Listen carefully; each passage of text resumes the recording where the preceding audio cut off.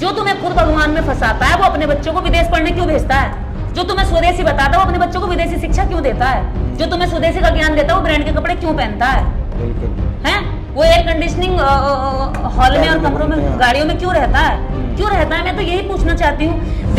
जब दलित जब बहुजन समाज के लोग अपने संसाधन नहीं जुटा पाते वो बाबाओं के पास जाते हैं, और बाबाओं के पास जाने से उनके घर में संसाधन आए या ना आए, लेकिन उन बहुजन समाज के लोगों के बाबाओं के पास जाने से बाबा के जरूर संसाधन आ जाते हैं। एक साल में सब कुछ, एक साल में बहुत बड़ी ऐसा कोई देश दुनिया को अगर बर्बाद करना हो तो आप भाई मिसाइल बम मत छोड़ो, आप 4 ब्राह्मण छोड़ दो, देश पीढ़ी दर पीढ़ी बर्बाद। कि भाई आप धार्मिक हैं, आप आस्तिक हैं, आपकी आस्था है, आपका विश्वास है, और आप उनके ऊपर कोई सवाल नहीं करना चाहते, उनके ऊपर में कोई विचार नहीं सुनना चाहते, तो भाई आप आस्था में चाहे गाय का मूर्ति हो या कुत्ते का मूर्ति हो, मुझे तो कोई दिक्कत। भाई जिसको नहीं सुनना विचार ना सुने, यूट्यूब है, फेसबुक है, आपके पास ऑप्शन, आप स्किप कर दो, दूसरी वीडियो देखो जो आप बाकी देखो आराम से। लेकिन नमस्कार साथियों, मैं प्रशांत बौद्ध, और आज जिस शख्स को आप हमारे साथ देख रहे हैं आप बखूबी इन्हें जानते होंगे, दीदी निर्देश सिंह जी आज हमारे साथ में। तो सबसे पहले आपका स्वागत है हमारे चैनल पर, थैंक यू, हमारे सभी दर्शकों के सामने। तो सबसे पहले मैं आपसे एक ही बात पूछना चाहूँगा, जो आपकी चीज़ बहुत ज़्यादा प्रचलित हुई, सरस्वती वाली जो वीडियो सबने देखी लोगों ने, तो आपने सरस्वती को लेकर के इतने कटाक्ष भरे बयान क्यों दिए? वो उनको कटाक्ष लग रहे होंगे, मैंने तो सच बोला है, और सब वही बोला है जो लिखा है और जो उनके पुराणों में लिखा है, वेदों में लिखा है, और वो भी अपने वेद और पुराण ही फॉलो करते हैं। लेकिन जब वो लोग इसको बोलते हैं, कथाओं में बोलते हैं, लोगों को आडंबर में फंसाने के लिए बोलते हैं, तब तो वो इसको वेद की सर्वोच्च और सर्वोत्तम चीज बताते हैं। लेकिन जब वही बात एक अम्बेडकरवादी बोल देता तो वो इनके लिए लगता है गलत, चुभ जाती है, भावनाओं पर आ जाती है।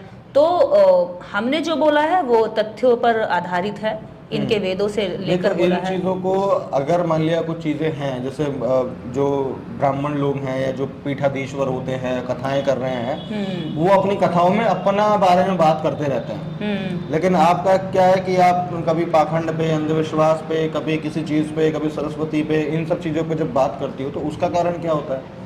आप उनके बारे में क्यों बात करते हो? चलो मान लिया आपको पता है उनके बारे में कि चीजें गलत, तो आप बोल क्यों रहे हो फिर? देखिए, सदियों तक पुश्तें गुजर गई, इन्होंने तब कहा कि आप वेद को पढ़ नहीं सकते, आप पुराणों को छू नहीं सकते, क्योंकि आपके छूने से अपवित्र हो जाएंगे। छूने ही नहीं, सुनने भर से ही उन्होंने कहा है कि आपके कान में पिघला हुआ शीशा डाल दिया जाएगा अगर आपने वेद सुन लिए, और वेदों की गाथा अगर आपने गाली तो आपकी जीभा काट दी जाएगी। तो तब इन्होंने उस कानून के चलते इतना सताया। आज जब वह लोग शिक्षित हो गए और आज जब भारतीय संविधान लागू है और वो कहता है कि कोई भी किताब पढ़ सकते हैं, कोई रोक टोक नहीं है, तब तुमने पढ़ने नहीं दिया। आज जब हम पढ़ गए हैं और पढ़कर बता रहे हैं कि तुमने इनके चलते हमारा इतना बड़ा शोषण किया। अभी यहाँ देखेंगे ये सारे इनके ही धर्म ग्रंथों की लिखी हुई किताबें हैं। ये देखिए श्रीमद् भागवत गीता है, ये भगवत गीता है, इसको पूरा पढ़िए, इसमें सिर्फ युद्ध है, धर्म के लिए कुछ नहीं है, यहाँ इंसानियत के लिए कुछ नहीं है, इसमें देश के लिए कुछ नहीं है, स्त्रियों के लिए कुछ नहीं है, शूद्रों के लिए कुछ नहीं है, दलितों के लिए कुछ नहीं है। तो इसको पढ़ करके फिर तो करोड़ों करोड़ों लोगों की भावनाएं ये खुद पुस्तक आहत कर रही है। ये जितनी भी धर्म ग्रंथ किताबें हैं ये करोड़ों लोगों की भावनाओं को हर दिन आहत कर रही हैं, और इनको मानने वाले उन करोड़ों लोगों की भावनाओं को हर दिन रोकते हैं।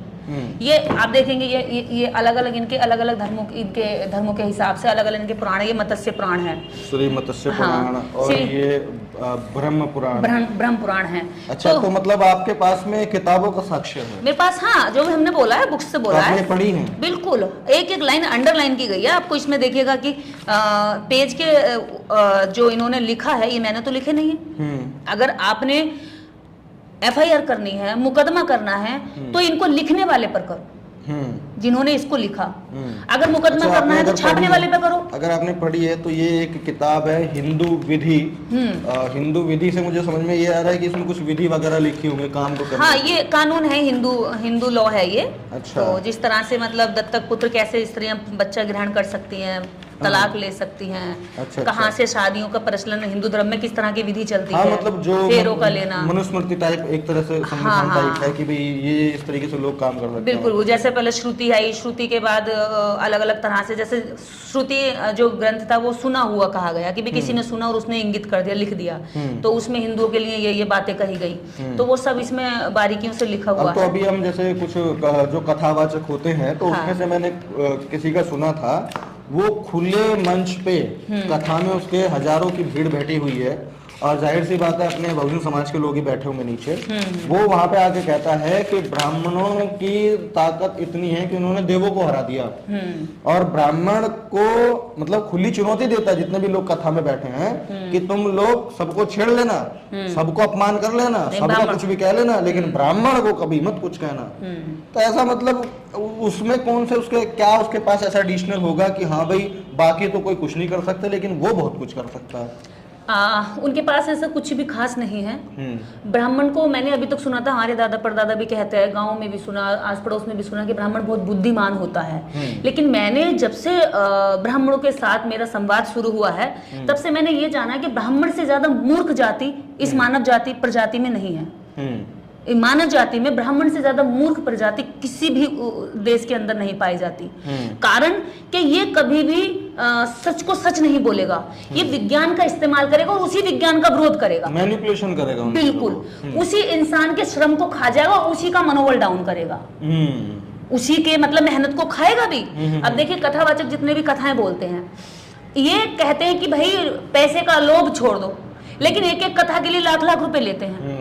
हाँ, आप भी कई वीडियोस में ये बातें कह चुके हैं। अभी एक एक बाबा जब पैसे का मुंह छोड़ते हैं तो एक ही बाबा, आप कितने सालों से काम कर रहे हैं, आपके पास नहीं होगी मर्सिडीज, वो एक साल में हर बाबा मर्सिडीज में घूमता है, करोड़ों करोड़ों इनकी सुख सुविधाओं के लिए लगा होता है। जहाँ ये बैठे वो कितना ऊंचा पंडाल होता है, वो कितनी ऊंची मतलब आस पड़ोस में यहाँ दोनों साइडों में एसी चल रही होती है। हाँ, ये तो अब इनको उठा लीजिए, एक मेहनत कश कौम को उठा लीजिए, मेहनत कश के कौम के हाथ देखिएगा और इनके हाथ देखिएगा, हाथों से पता चल जाएगा कि उसके हाथ की जो पकड़ होगी वो ज्यादा तेज होगी। नहीं तो ये कर क्यों पा रहे हैं, सबसे बड़ा सवाल तो ये है ना, कर क्यों पा रहे हैं इन्हीं धर्म के, ये जो है ना ये जो कचरा है, ये कचरा जिसको एक कचरे को मनुस्मृति को बाबा साहब डॉक्टर अम्बेडकर ने भी जलाया था, इसकी वजह से कर पा रहे हैं। इनको लगता है कि जो हमारे तो जो वहाँ बैठे हुए लोग हैं क्या उनको ये चीज समझ में नहीं आती है क्या? देखिए उनको समझ में इसलिए नहीं आता, कारण ये है कि वो लंबे समय से जो उनकी कंडीशनिंग हुई है घर में, वो यही बताया कि बेटा जैसे मान लीजिए बच्चा हुआ 2 साल का बच्चा है तो माँ क्या करेगी, बेटा चलो हाथ जोड़ो, बेटा चलो देवी को खिलाओ, पत्थर की मूर्ति के मुंह में डालो, भले वो खाए नहीं लेकिन कोई नहीं लगा दो। तो क्या हुआ, बच्चों को ये हुआ कि भाई यहाँ से कुछ मिलता है, क्योंकि माँ भी कर रही है, पिता भी कर रहा है, दादी भी कर रही है, परिवार कर रहा है, गाँव वाले कर रहे हैं, रिश्तेदार कर रहे हैं, तो उसका क्या हो गया, माइंड सेट हो गया। अब वो दिमाग में जब बचपन से कोई चीज जनरेट हो गई तो अब आप उसको उखाड़ेंगे तो थोड़ा तकलीफ भी होगी, उसमें समय लगेगा। तो ये वही है, उसी का फायदा उठा रहे हैं। अब आप मान लीजिए अगर 1 साल अगर इनके कथावाचक बीमार पड़ जाए सारे और ये कथाएं ना करें तो 1 साल के अंदर जो ये आडंबर ठूस रहे हैं ना लोगों के दिमाग में, ये आडंबर 10% भी नहीं बचेगा। हर दिन उसको परोसते हैं, अगर ये ना परोसे ना डेली डेली तो इन्हें पता है कि लोग काबू से बाहर हो जाएंगे, लोग आडंबर को छोड़ करके इंसान बन जाएंगे, लोग एक दूसरे से प्रेम करेंगे, एक दूसरे की भावनाओं को समझेंगे। लोग जो झूठा थोता ये कहते हैं कि भी हमारी भावनाएं आहत हो गई, ये वो लोग हैं जिन्होंने कभी करोड़ों लोगों की भावनाओं को नहीं ध्यान में दिया, उनकी भावनाएं आहत की, उनके बच्चों को, उनकी बेटियों को, उनकी औरतों को, उनकी मेहनत को, उनके यहाँ तक कि शरीर की हड्डी की, रक्त की, मांस की, उन्होंने उसकी भी कीमत नहीं दी। नरबलि इन लोगों ने दी अपने धर्म ग्रंथों के चलते। नरबलि का मतलब समझ रहे होंगे कि नरबलि वो जो मतलब नर यानी इंसानों की बलियां दी जाती थी। कितना मतलब घृणित कानून रहा होगा ना जहां पे इंसानों की बलि दी जाती है, और वो बलि भी इस देश के अंदर आके अंग्रेजों ने बैन करी कि भी नरबलि एक बहुत, ये तो बहुत ही विभत्स कृत्य है जो आप इंसानों को बलि दे देते हैं। बिल्कुल। तो ये इन्हें धर्म ग्रंथों को फॉलो करना अपना कर्तव्य को भी जो है अंग्रेजों ने खत्म किया कानून बना करके। और तो अभी जैसे एक सबसे बड़ा सवाल जो निकल करके आता है, अभी जैसे हम भी पाखंड अंधविश्वास वीडियो बनाते हैं, आप भी इस फील्ड में काम कर रही हैं, तो लोगों का एक सबसे बड़ा सवाल ये होता है कि भाई तुम जो बोल रहे हो ठीक है उसको अलग रखो, लेकिन हम जो पूजा पाठ कर रहे हैं या इस देश के तमाम SC ST ओबीसी समाज के लोग जो पूजा पाठ कर रहे हैं, क्या उसका परिणाम उनको मिल सकता है कि नहीं मिल सकता है?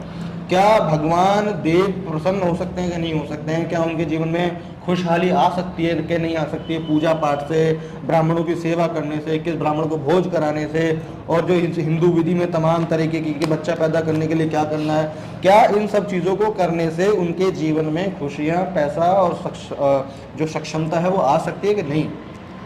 इससे छोटी सी चीज़ समझनी है, अगर आती तो अब से तीसरी पीढ़ी पीछे जाके देख लो, पूजा पाठ सबने की थी भाई, हम ही नहीं कर रहे हैं, हमारे पीछे वालों ने तो और ज्यादा किया है, वो तो और भी ज्यादा डरे हुए थे, भयभीत थे। वो तो नजरें भी नहीं उठाते थे, हम तो फिर भी इतना हो गया कि संविधान की बदौलत आज अच्छे कपड़े पहनकर नजरें उठा रहे हैं। इसके पहले की आप स्थिति देखिए, आपकी मदर कितनी ग्रेजुएशन की हुई है उन्होंने, आपकी दादी ने ग्रेजुएशन की हुई है, लेकिन आपकी बहन ने कर ली होगी, ठीक है, आपकी भाभी ने कर ली होगी, आपकी ताई ने नहीं की होगी। तो क्या हुआ, आप एक अपनी ही पीढ़ी से पीछे की पीढ़ी को देख लो, पूजा तो उन्होंने भी की, उन्होंने तो इनसे भी ज्यादा घोर तपस्याएं की हैं, और भी ज्यादा व्रत किए हैं। आज की तो फिर भी लड़कियां कहती है मैं ज्यादा भूखी नहीं रह सकती, उस समय तो और भी भूखा रहने का चलन था कि भूखा रह सकते थे।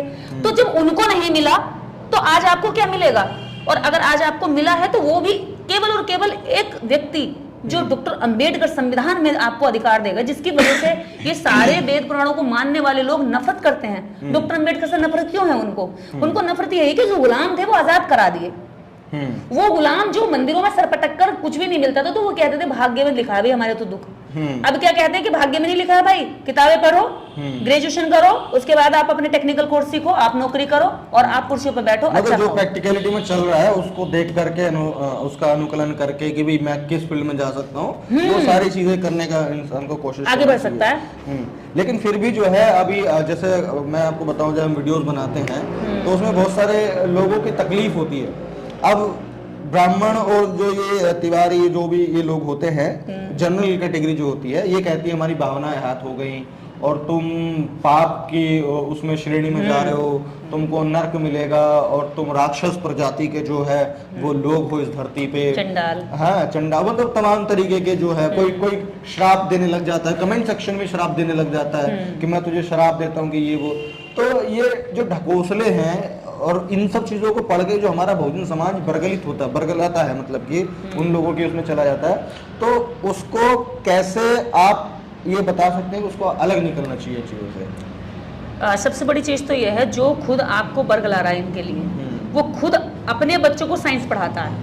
अच्छा, असल में एक चीज और इसमें ये है कि वो जो ब्राह्मण जो जनरल कैटेगरी है जो मुझे मेरे काम को करने से रोकती है, वो किस चीज का डर दिखा करके रोकती है? श्राप का, नर्क का, और क्या बोलते हैं ये राक्षस का, और तुमको तला जाएगा, ये सारी चीजें। वो कभी ये नहीं कहते कि तू वीडियो मत बना वरना तुझे जेल हो जाएगी, वो तो कभी वीडियो मत बना तो ये हो जाएगा, वो इन चीजों को निकलते, वो डर ही दिखाते हैं। और हमारा जो बहुजन समाज है वो उसी डर से डर जाता है। डर का खेल है सारा।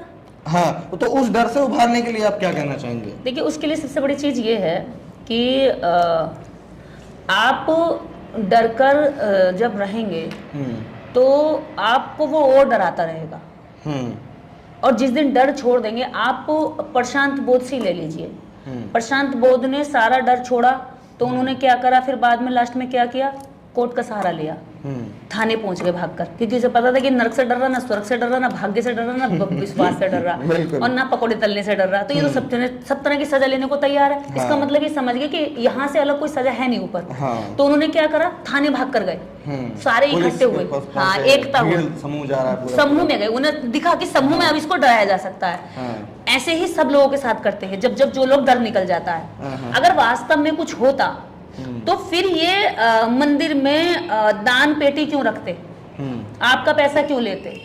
आपके पैसे से ये इतना प्रेम करते हैं, भगवान को चढ़ता है वो तो भगवान ने कब मांगा पैसा? भगवान कहाँ लेकर जाता? भगवान की कौन से बीवा बच्ची हैं, कौन से बीवी बच्चे हैं उसके? भाई उसका सारा धन अगर मान लो मंदिर में दान न चढ़ाओ तो वो आपको, अगर आपने 1100 रुपए की पर्ची चढ़ाई है, 1100 रुपए दिए हैं, तो आपको टीका अच्छे से लगाएगा। और आपने 50 रुपए चढ़ाए हैं तो हटो, प्रसाद भी दूर से छोड़ा देगा और भगा देगा। क्या है इसका मतलब? कि वो सिर्फ पैसे पर नजर रखता है। आप उसके लिए ग्राहक हो, आप उसके लिए जो भगवान जितना ज्यादा पैसा देगा उसको उतनी बढ़िया सर्विस देगा वो। तो क्या है कि वहाँ पुजारी और है, सर्विस देने वाला वो पुजारी है। भगवान तब भी नहीं देगा, भगवान को तब भी तुमसे कोई मतलब नहीं है, तुम 1000 चढ़ाओ या 50, कुछ भी नहीं है, पुजारी देगा। सबसे बड़ी चीज ये है कि जो कमजोर समाज है वो ये समझ ले, मूर्ति तुमने बनाई, मंदिर तुमने बनाया, ठीक है, मूर्ति का श्रम तुमने किया, मंदिर का श्रम तुमने किया, लेकिन जैसे ही उस पर बिजनेस करने की बात आई, इंफ्रास्ट्रक्चर खड़ा हो गया, तो वहां का मालिक कौन बन गया? ब्राह्मण। 3% ब्राह्मण। बिल्कुल। और जो खुद को कहता मैं सुपीरियर हूँ, वो खुद को कहता कि मैं बड़ा विद्वान हूँ, मैं बड़ा मेहनती हूँ, मैं बड़ा कर्मठ हूँ, जुझारू हूँ। तो काहे का जुझारू है?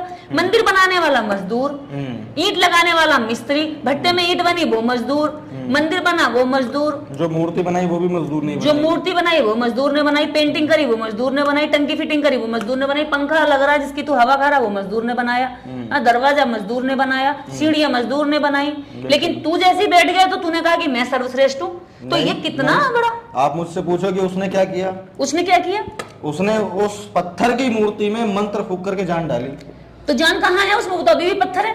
अगर उसमें जान होती तो मंदिर में ताला क्यों लगाता वो? ये तो सोचने वाला विषय आ जाता है। उसमें अगर जान पड़ गई तो फिर वो उसकी सफाई वो खुद क्यों कर रहा है? वो अपनी सफाई खुद कर लेना। उसका दिया वो खुद क्यों जला रहा? उसका दिया पुजारी को क्यों जलाना पड़ता? आपको एक सर्वेंट क्यों देना पड़ रहा भगवान के लिए कि भाई भगवान की नाक कान साफ कर देना, भगवान के क्या कहते हैं जो गंदगी पड़ी है तो साफ करना, भगवान के आगे दिया जला देना, और जो पैसा चढ़ावा आया उसकी देखभाल रखना, मंदिर में ताला लगा देना, कुत्ते ना चढ़ जाए, कुत्ते ना टॉयलेट कर दें। अगर वहां पुजारी देखभाल न करे तो कुत्ते वहीं जाकर सोए ना सोए उसी मंदिर में जहाँ पुजारी नहीं होते हैं, जिन मंदिरों में चढ़ावा नहीं है, वहां पे कुत्ते अंदर जाकर सोते हैं, आराम करते हैं, ठंड करते हैं, आराम करते हैं। तो यानी कि तंत्र मंत्र का कुछ ऐसा कोई सीन है ही नहीं, वो पत्थर की मूर्ति है। जो तुम्हें खुद भगवान में फंसाता है वो अपने बच्चों को विदेश पढ़ने क्यों भेजता है? जो तुम्हें स्वदेशी बताता है वो अपने बच्चों को विदेशी शिक्षा क्यों देता है? जो तुम्हें स्वदेशी का ज्ञान देता है वो ब्रांड के कपड़े क्यों पहनता है? बिल्कुल है वो एयर कंडीशनिंग हॉल में और कमरों में गाड़ियों में क्यों रहता है? क्यों रहता है? मैं तो यही पूछना चाहती हूँ। देने वाले के पास कुछ भी नहीं है और जो लेने वाला उसके पास सब कुछ है। तो तुम यही से जानो ना, तुम्हें इसी जीवन में सब कुछ चाहिए, और जिस दिन कहोगे ना इस जीवन में किए हुए कर्म का फल मुझे इसी जीवन में चाहिए, इसी जन्म में चाहिए, उस दिन ये लोग तुम्हारे से भाग जाएंगे कि भैया तो मांगने लगा अब। हाँ, ये बड़ी बात आपने बोली कि जिस दिन बहुजन समाज अपन ये कहते हैं ना कि गीता में लिखा है कर्म कर फल तो मिलेगा, फल की चिंता मत कर, फल की चिंता मत कर, तो ये वही है। क्यों ना करे भाई फल की चिंता? आदमी सुबह शाम तक मजदूरी कर रहा है, तो झाड़ी की चिंता ना करे क्या खाएगा वो? क्या खाएगा? इसका मतलब इन्हें तो फिर मंदिरों में दान की चिंता करनी ही नहीं चाहिए। कि पंडित जी अगले जन्म में मिल जाएगा, कोई बात नहीं, आप कर्म करते जाओ। जिन मंदिरों में चढ़ावा नहीं जाता उन मंदिरों में कुत्ते क्यों लेट रहे हैं? उनमें पुजारी क्यों नहीं बैठते? पुजारी उन्हीं मंदिरों में क्यों है? पुजारी उन्हीं मंदिरों में क्यों सुबह शाम तक रहते हैं जहाँ पर लोग आते हैं वहीं पे पुजारी तक जहाँ चढ़ावा होता है, जहाँ की मान्यता बढ़ जाती है। और जिस मंदिर की मान्यता नहीं होती है उस मंदिर में चढ़ावा भी नहीं जाता है। ये तो एक हल्ला बचाते हैं। अभी आपने मान लीजिए एक ईंट रख के गया मजदूर, अब इन्होंने सिर्फ क्या काम करना है, उस पर एक तख्ती लगानी है, प्राचीन मंदिर, नींव की ईंट हमारे सामने रखी गई है और मंदिर हो गया भाई साहब प्राचीन। और ताज्जुब की बात यह है कि धर्म और आस्था के खेल की वजह से कोई सवाल भी नहीं कर पाता। वो डराते हैं ना, सवाल नहीं कर सकते। अभी तुम भगवान पे सवाल कर रहे हो, तुम्हें ये मिलेगा, श्राप मिल जाएगा, वो मिल जाएगा। एक पीएचडी का स्टूडेंट भी और पीएचडी होल्डर भी जैसी धर्म की बात आती है तो वो एक 5वीं फेल ब्राह्मण से, पंडित से, पुजारी से अपनी कुंडली दिखवाता है। क्या है ये? धर्म की अंधता। बिल्कुल। यानी कि वो एजुकेशन तो ले चुका है लेकिन धर्म के मामले में उसको इतना अज्ञानी बना दिया है कि बेटा सवाल नहीं करना, जबकि क्वेश्चनों के आंसर देकर आया तब जाकर उसने पीएचडी की डिग्री ली है। और यहाँ क्वेश्चन नहीं कर सकता। तो कितना गुलाम बनाया उसको? इसीलिए उसको बनाया कि इसका बच्चा करेगा, इसको आज हमने नसबंदी कर दी दिमाग की, तो कल को इसके बच्चे की अपने आप कर लेगा, हमें काम नहीं कर लेगा। हाँ, हमें जरूरत नहीं पड़ेगी। तो वो आपके शरीर पर वार नहीं करते, वो आपके दिमाग पर करते हैं। बिल्कुल बिल्कुल बिल्कुल। और ये सबसे घातक वार है और इस वार से हम समाज को बचाना चाहते हैं, देश को बचाना चाहते हैं। और सबसे बड़ी चीज है, देश के अंदर 97% जनसंख्या इन 3% से पीड़ित है, इनके जाल में फंसी हुई है। आप चाहे क्षत्रिय देख लीजिए, वैश्य देख लीजिए, शूद्र देख लीजिए, दलित देख लीजिए, आदिवासी देख लीजिए, सारे 3% के चंगुल में फंसे हुए हैं। क्योंकि इसने खुद को सुपीरियर कह के ऊपर रखा है कि मैं भाई यहाँ रहता हूँ और तुम बाकी सारे नीचे हो, इसके नीचे और जितने भी रह लो, लेकिन यहाँ कोई नहीं आ सकता। देखिए इनमें उन्होंने जो बनाया है ना वो बहुत चालाकी से बनाया। ये क्या करते हैं, क्षत्रिय को इस्तेमाल करते हैं कि भाई आप इनको मारो, हाँ, लड़ने के लिए। हाँ, हाँ। और क्षत्रियों की महिलाएं विधवा करवाते हैं। हाँ। इन्होंने बहुत ही होशियारी से क्षत्रिय का भी इस्तेमाल किया है। क्षत्रिय को क्या दिया, एक सुकून दे दिया कि देख हम तुझे भले ही सता रहे लेकिन तेरे पास भी तो कुछ है सताने के लिए। बिल्कुल बिल्कुल। ठीक, क्षत्रिय के बाद ओबीसी को दे दिया कि तुझे भले ही क्षत्रिय सता रहा लेकिन तेरे पास भी तो एक है सताने के लिए। अब उसके बाद भी इन्होंने क्या बनाया, नीचे वाले जैसे तेरे पास भी तो एक है, तेरे पास भी तो होता, इतनी सीढ़ियां बना दी। हाँ हाँ, मतलब ये इतना शैतान दिमाग लगाया है इन्होंने कि ऐसा कोई देश दुनिया को अगर बर्बाद करना हो तो आप भाई मिसाइल बम मत छोड़ो, आप 4 ब्राह्मण छोड़ दो, देश पीढ़ी दर पीढ़ी बर्बाद हो जाएगी। वो वर्ण व्यवस्था बना देंगे, जाति बना देंगे, वो आपस में लड़ लड़ के जो है मर जाएंगे। बस थोड़ा टाइम लगेगा लेकिन मर जाएंगे। अच्छा, एक चीज मुझे इसमें और चीज दिखती है कि जैसे ब्राह्मणों का जो ब्राह्मण क्षत्रिय वैश्य है, शूद्र है, कैटेगरी है, और जो संविधान की SC ST OBC general category है, इन दोनों में सबसे बड़ा डिफरेंस जो मुझे दिखाई देता है वो ये होता है कि हिंदुओं की जो कैटेगरी है वर्ण, उसमें आप ऊपर नहीं जा सकते, आप कितना कुछ भी कर लो। लेकिन जो SC ST OBC की कैटेगरी है उसमें आपके ऊपर में कोई रिस्ट्रिक्शंस नहीं है, आप कहीं पर भी किसी भी बड़े पद पे जा सकते हैं और आपकी रिकॉग्नाइजेशन उस समय पर SC ST OBC या जनरल से नहीं, उस पद से होगी जो भी आपने हासिल किया है, योग्यता है, जो आपकी एबिलिटी है। लेकिन यदि आप हिंदू हैं और हिंदुओं के वर्णों में आते हैं, आप कितना भी कुछ भी कर लें लेकिन जो आपकी आइडेंटिफिकेशन है वो शूद्र से होगी। हालांकि एक तो राइट ही नहीं है, पहले शूद्रों को पढ़ने का राइट नहीं, करने का कुछ राइट नहीं, पहले तो राइट ही नहीं है। लेकिन अगर कोई कर भी ले तब भी वो शूद्र ही जो है माना जाएगा, शूद्र से ही उसकी पहचान होगी। उसको भी दोपहर के समय ही घर से निकलना होगा, उसको ही मटके से अलग मटके से पानी पीना होगा, ये सारी चीजें होंगी। अच्छा, मैं आपसे बस एक लास्ट में ये चीज पूछना चाहूंगा कि जो बहुजन समाज आपकी वीडियोस को देख रहे हैं, आपकी बातों को सुन रहे हैं, उनको आप जीवन में आगे बढ़ने के लिए क्या संदेश देना चाहेंगी कि एक बहुजन समाज के व्यक्ति के लिए या फिर कह लो किसी भी व्यक्ति के लिए जीवन में आगे बढ़ने के लिए क्या जरूरी चीजें होती हैं पाखंडवाद और अंधविश्वास को छोड़ करके? देखिए, यह सबसे बड़ी चीज है राइट्स। हाँ। अधिकार, जिसके पास अधिकार है वो अपने जीवन को बहुत अच्छा बना सकता है। बिल्कुल। और समाज के लोग, देश के नागरिक, पाखंड से आपका कोई भला होने वाला नहीं है। अब से 12-13 साल पहले मैं भी बहुत सारे व्रत करती थी। मैं दुर्गा मैया के 9 दिन के व्रत करती थी और मैं भूखी रहती थी। और मैं ऐसे वाले व्रत करती थी लौंग खाने वाले, सिर्फ लौंग पर पूरा दिन डिहाइड्रेशन हो जाता था और मेरे को मतलब हीमोग्लोबिन तक कम हो जाता था लास्ट वाले दिन पर।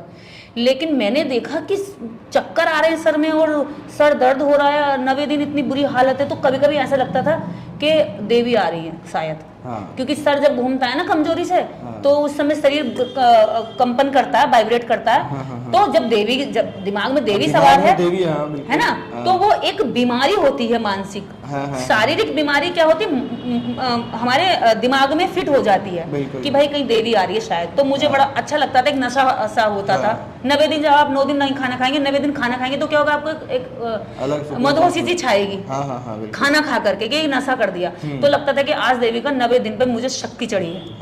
वो इस तरह की बीमारी से इस देश की सारी महिलाएं ग्रसित हैं। दूसरी चीज, महिलाओं को सुबह से लेकर शाम तक जितने भी वो धारावाहिक देखती हैं, उसमें सब में उनको एक अच्छी और घर में अच्छी राजनीतिक बहू साबित करने की कोशिश करते हैं कि बहू ने सास को गिरा लिया, सास ने ननद को गिरा लिया।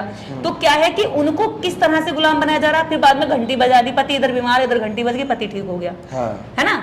तो आडंबर को उन्होंने हर चीज से जोड़ा, मतलब परिवार में ही एक दूसरे को हरा के ही जीत साबित हो रही है। बिल्कुल, सबको मिला करके जीत साबित नहीं दिखाई। नहीं, बिल्कुल मिलाने की तो कोई बात ही नहीं दिखाते। हाँ। तो ये सब चीजों से आप दूर रहिए, इससे आप दूर रहिए। और अगर आपको वास्तव में दिमागी कसरत करनी है तो आप प्रशांत बौद्ध को सुनिए, उधर अरुण है, इधर बहुत सारे लोग और हैं। जरूरत पड़े महिलाओं को तो मेरे से सुन लें। कई बार ऐसा होता है कि महिलाओं को सुनकर ज्यादा सेटिस्फाइड होती हैं, तो उसके लिए आपको महिला वर्जन भी आ गया है, तो आप हमें सुन सकती हैं। लेकिन दिमागी कसरत बहुत जरूरी है। हाँ। अगर आपके बच्चे को बुखार होगा तो आप बाबा के पास नहीं जाएंगी, आप सबसे पहले बच्चे की दवाई लाएंगी, अगर आप समझदार माँ हैं तो। अगर आपको कहीं, आपको आज साइंस ने इतना कर दिया, देखिए अगर महिला प्रेग्नेंट है और उसका केस क्रिटिकल है, प्रॉब्लम है, कुछ सेंसिटिव हो रहा है, तो डॉक्टर उसको 9 महीने के बजाय 8 महीने में ही बच्चे को सिजेरियन बच्चा निकाल देगा। माँ को सुरक्षित कर लेगा, बच्चे को सुरक्षित कर लेगा। तो ये धर्म ने नहीं दिया आपको, ये साइंस ने दिया कि आपकी भी जान बचा दी, आपके बच्चे की भी बचा दी। और उसको पहले से भांप भी लिया कि क्या प्रॉब्लम है, क्या प्रॉब्लम है। नहीं, धर्म नहीं देख सकता। और ताज्जुब की बात तो ये है कि सबसे बहुत ताज्जुब की बात है ये कि देश भर के जो बहुजन समाज के लोग हैं, जब उनके घर में कोई बीमारी आती है या दिक्कतें आती हैं तो वो बाबाओं के पास जाते हैं, और ससुरा जब बाबाओं को कोई परेशानी होती है वो डॉक्टर के पास जाता है, एम्स जाता है, सबसे बेहतरीन वो एम्स जाता है। हाँ। जब गरीबों के बहुजन समाज के लोगों को शिक्षा नहीं मिल रही होती है, आर्थिक दिक्कतें आ रही होती है, वो बाबाओं के पास जाता है। और जब बाबाओं के बच्चों को दिक्कत है तो वो अपने बच्चों को पढ़ाने विदेश भेजता है, अपने बच्चों को पढ़ाने बड़े बड़े स्कूल में भेजता है, सारी चीजें करता है, है ना। जब दलित जब बहुजन समाज के लोग अपने संसाधन नहीं जुटा पाते वो बाबाओं के पास जाते हैं, और बाबाओं के पास जाने से उनके घर में संसाधन आए या ना आए, लेकिन उन बहुजन समाज के लोगों के बाबाओं के पास जाने से बाबा के जरूर संसाधन आ जाते हैं। एक साल में सब कुछ, एक साल में बर्थ सर्टिफिकेट। तो बस ये कुछ बातें हैं जो आप लोगों को समझनी जरूरी है और समझनी चाहिए अगर आप अपना भला करना चाहते हैं। मैं तो एक ही बात बोलता हूँ काफी सारे वीडियोस में कि भाई आप धार्मिक हैं, आप आस्तिक हैं, आपकी आस्था है, आपका विश्वास है, और आप उनके ऊपर कोई सवाल नहीं करना चाहते, उनके ऊपर में कोई विचार नहीं सुनना चाहते, तो भाई आप आस्था में चाहे गाय का मूत्र पियो या कुत्ते का मूत्र पियो, मुझे तो कोई दिक्कत नहीं है। भाई जिसको नहीं सुनना विचार ना सुने, यूट्यूब है, फेसबुक है, आपके पास ऑप्शन, आप स्किप कर दो, दूसरी वीडियो देखो जो आप बाकी देखो आराम से। लेकिन यदि आप चाहते हैं कि अपने जीवन का कुछ उद्धार करना है तो इस मस्तिष्क में सवाल जवाब करने की क्षमता को उत्पन्न कीजिए, चाहे वो आपकी 7 पीढ़ी की आस्था का ही क्यों ना सवाल हो। लेकिन अगर आज दुनिया जब बदल रही है, जब वास्तविकताएं बदल रही है, लोगों की हकीकत बदल रही है, जीवन का तौर तरीका बदल रहा है, तो उसमें भी वो चीज करनी आपको जरूरी है, मैंडेटरी है। तो बहुत बहुत शुक्रिया निर्देश जी आपका हमारे साथ बात करने के लिए जी। और आप लोगों को इस इंटरव्यू के दौरान क्या बातें अच्छी लगी आप कमेंट करके जरूर बता सकते हैं। और मैं प्रशांत मोहन मिलता हूँ आपसे अगली वीडियो में, तब तक के लिए बहुत बहुत शुक्रिया, धन्यवाद।